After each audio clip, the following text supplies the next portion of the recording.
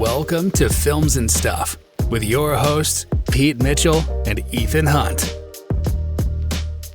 Hi, everybody. Welcome back to Films and Stuff. I am Ethan, joined by Pete.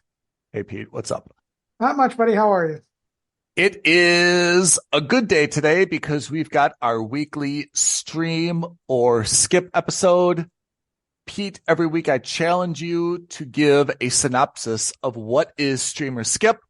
I will do the same today in 25 seconds or less. Give us the rules. Do it. Ethan and I have prepared a list of TV shows we'd like each other to watch. The goal is to watch at least 2 episodes of that show or 30 minutes if it's a feature-length program.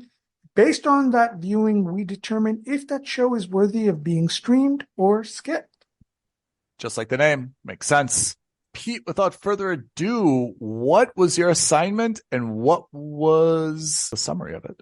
I had to watch The Artful Dodger. Sounds like a baseball movie, is it? It does kind of, but it absolutely is not.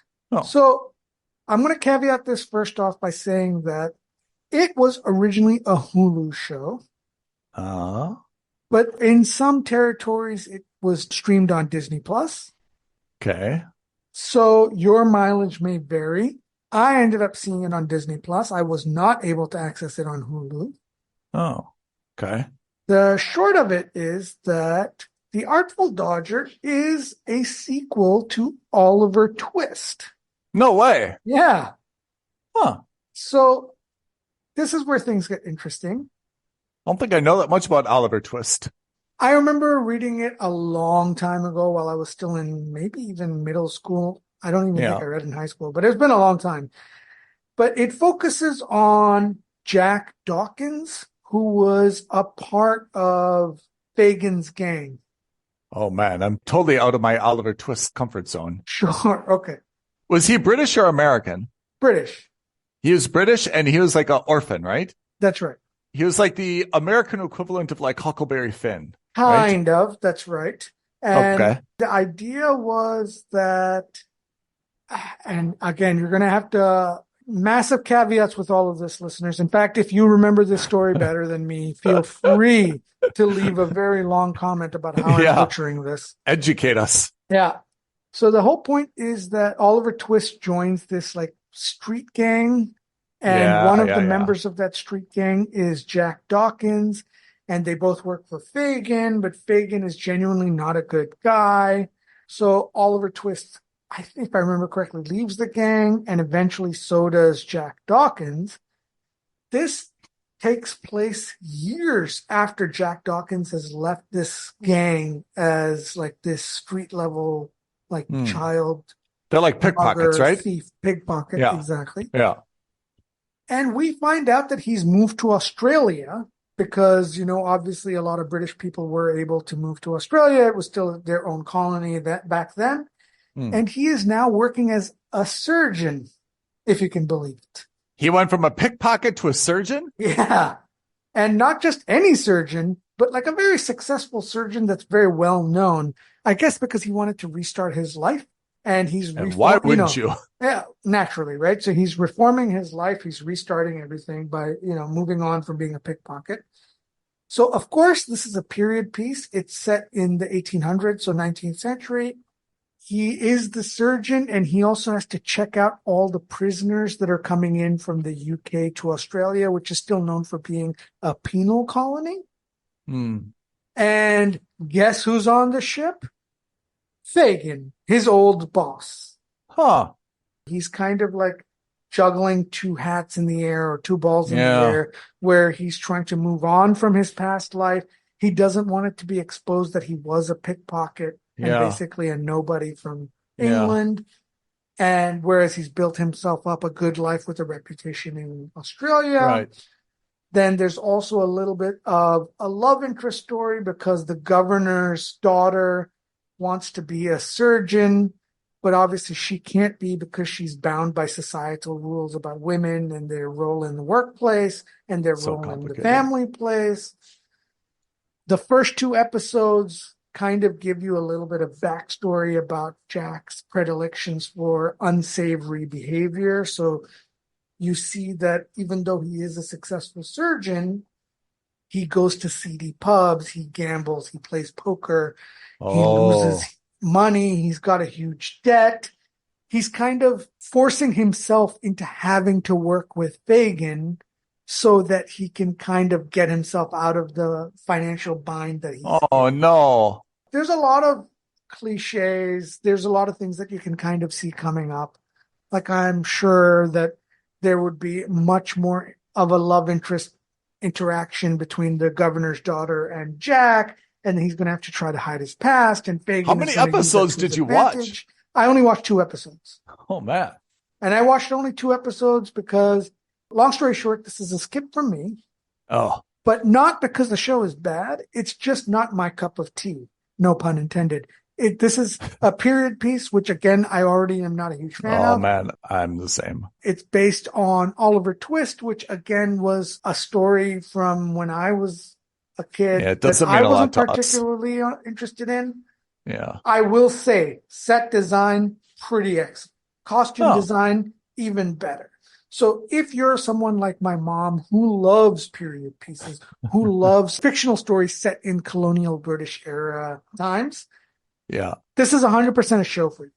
But this is not for me. So it's a skip for me. The caveat is that at most I could make this a mooch for me, but again, it's not. Take that as you will. A skip by circumstance, not because the show is genuinely bad.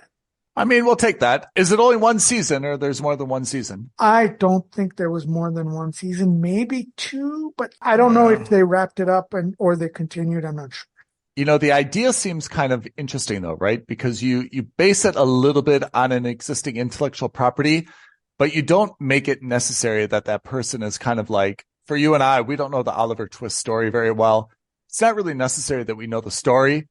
It just gives us like a little bit of context. So for people that love the story, they might be interested in this. But for those that don't, you know, it's okay as a standalone piece. So I have to say it's a little bit interesting. Do they have to pay royalties then? I'll bet they do because it's the same characters. Yeah. And in this way, I think it's similar to what Amazon Prime did with the Fallout series, which is we'll set it in the same established universe of the Fallout video games. Yeah. But we will not make this a story that we've already played through in the games. Yeah. And I don't know if there was a literary sequel to Oliver Twist. I have no idea. Yeah, I have no idea either. I'm assuming there isn't, but I could very well be wrong. Again, not my cup of tea. Haven't thought about Oliver Twist since I had to read it for whatever class I took in middle school English. Yeah, that was the last I probably, even saw a physical version of that book. So yeah. So that's The Artful Dodger on Hulu/Disney Plus. It's a skip from me. What did you end up having to watch, Ethan? Well, I was on Amazon Prime this week, and I had to watch something called Good Omens. High expectations. You do? Yeah, because it's got David Tennant, Michael Sheenan, high quality actors.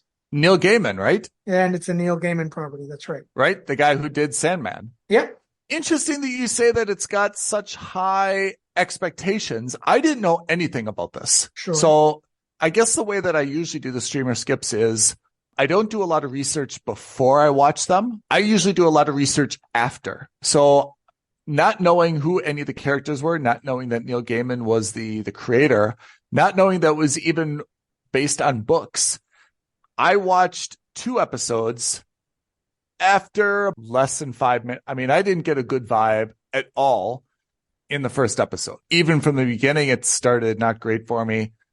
I would have stopped at 1 episode. I mean, if I were not doing this for you, for us, for films and stuff, I mean, I definitely would have stopped probably after the first 5 or 10 minutes and I would have gone to something else, Stuck through it for the first episode. Didn't do anything for me. John Hamm is in it. And I love John Hamm. Okay. But he's got a very bit role, to be honest. Watched the second episode. Didn't get me anywhere else. Then I went back and I did a lot of research. And for me, it's a straight skip.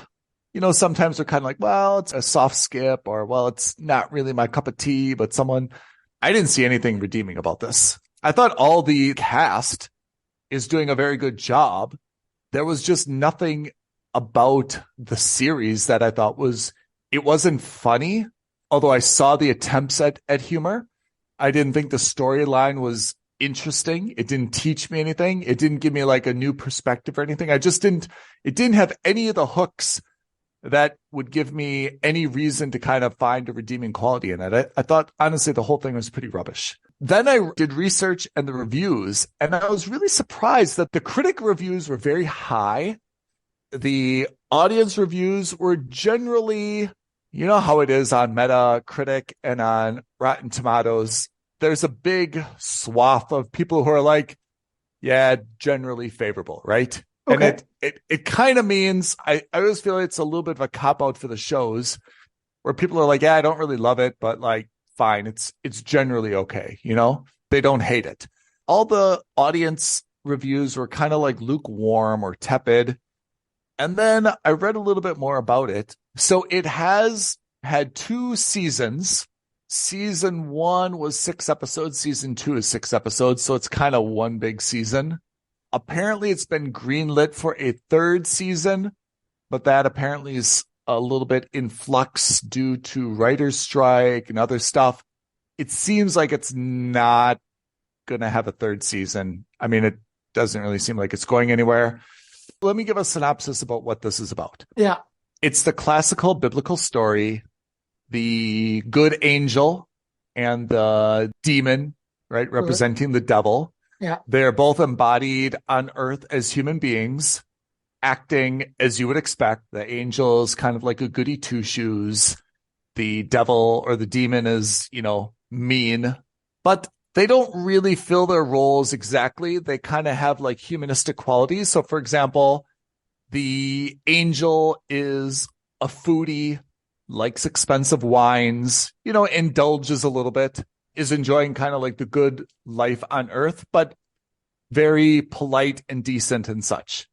The demon, on the other hand, as you can imagine, dresses in black, not really a good guy, but at the same time, like he goes through life, like he drives a car, he drives on the correct side of the road, like he follows traffic rules. I mean, he has like an office, he must pay rent or something, right? So like they kind of put like this humanistic quality to both the angel and the demon, showing that I guess there's a little bit of a gray area in both of them.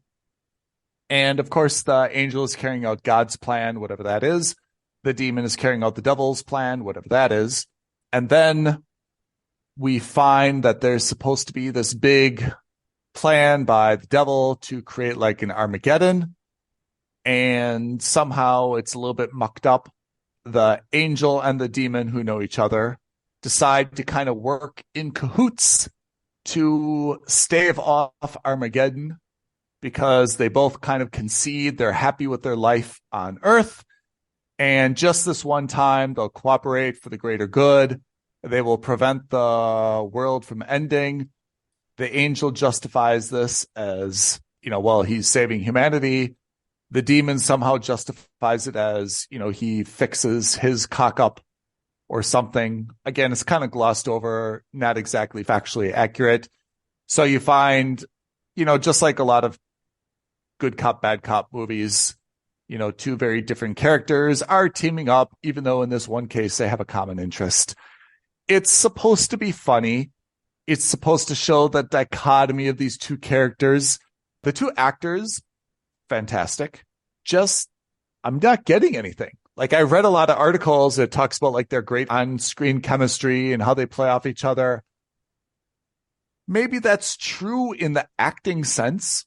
It's not true in a humor sense. And this is supposed to be a comedy. Is it a comedy that's, a slapstick ha-ha comedy? Or is it like a comedy which is like a little bit more British, which is a little bit more, let's say, cerebral and less about minute-to-minute laughs? It's... You know what I mean? Kind of like Ted Lasso in that sense, right? No, it's definitely not Ted Lasso-ish. I feel like they didn't really find their footing. Okay. Because there's also a narrator, Francis McDormand, yeah. Who narrates as God. So there's a lot of, I feel like it's intended to be a little bit like a spoof Like it's supposed to be a little bit like funny in that way, but none of it is coming off the right way, you know?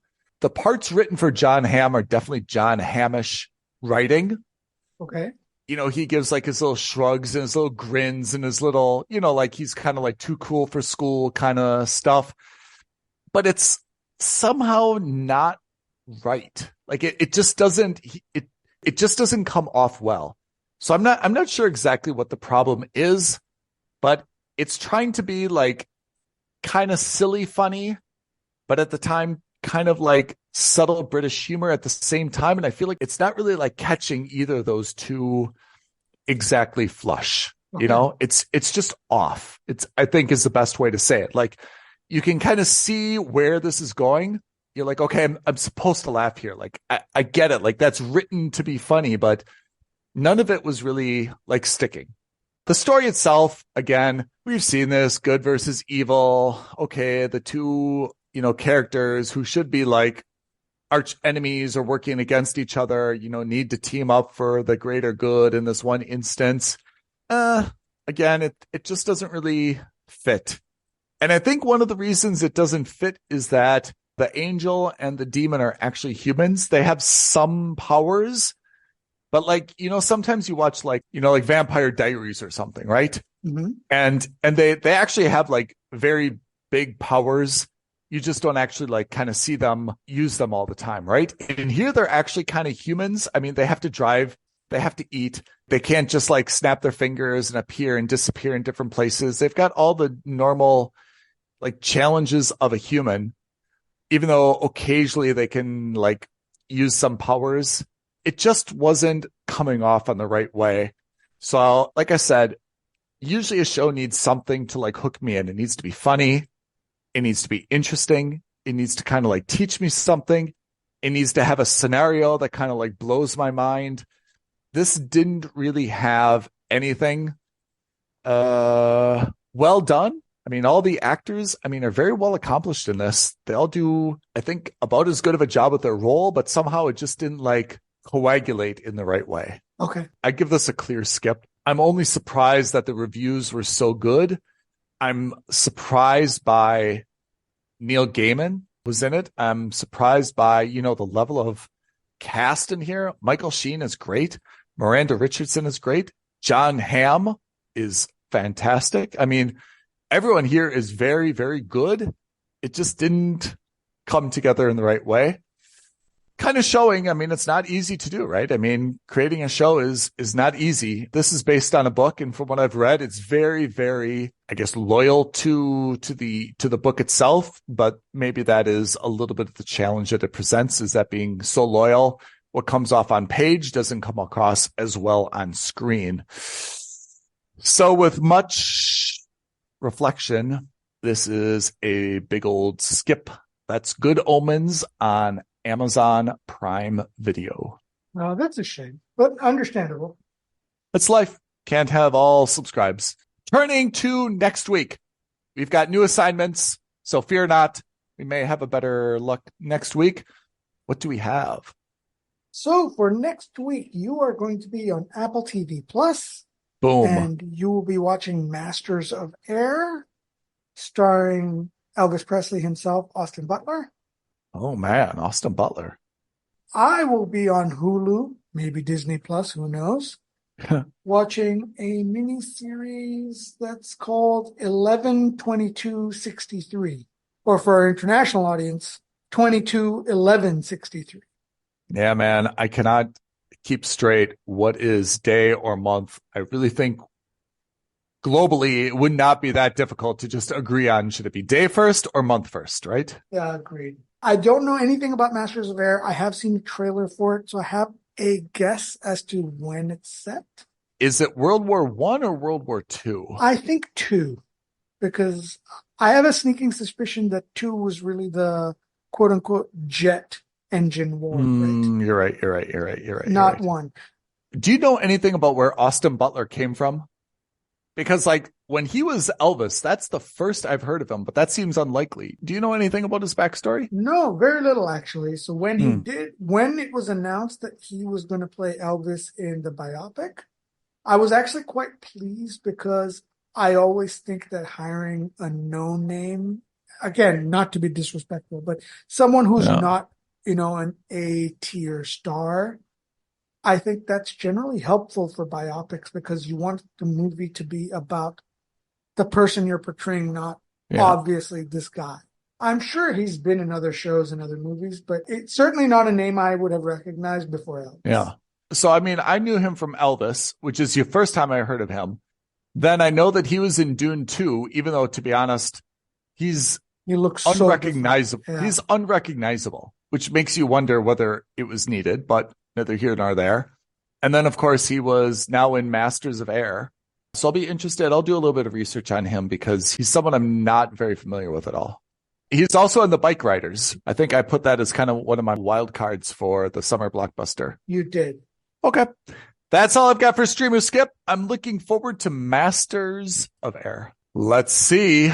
What do we have to add for social details and such so people can comment, click, subscribe, bell ring, and such? Yep. If you are a fan of The Artful Dodger or of Good Omens, or you think Masters of Air is great, or if you think 11/22/63 is terrible, or vice versa, reach out to us, leave a comment below this video, like the video, hit the subscribe button, hit the notification bell, all that YouTube jazz. Tweet at us at FNS Podcast or DM us on Instagram at Films and Stuff Podcast. We'd love to hear from you. Pete, as always, a pleasure.